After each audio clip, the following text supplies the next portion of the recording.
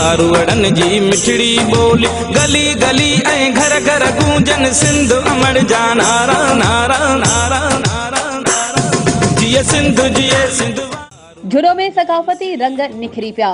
CN news जे सरमाण अली बिताफ़ी जे सॾ ते सियासी समाजी धुरियुनि पारां शानदार एकता रैली कढी वई।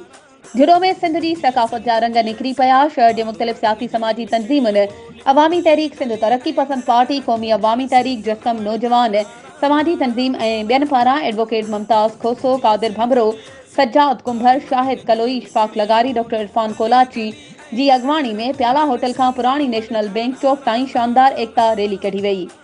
रैली में वरी अंग में माण्हुनि सकाफ़ती वेस, सिंधी टोपी, अजरक पटका पाए शिरकत कई, जॾहिं त नौजवाननि पारां क़ौमी गीतनि ते झुमरियूं हणी रक़्स कयो वियो।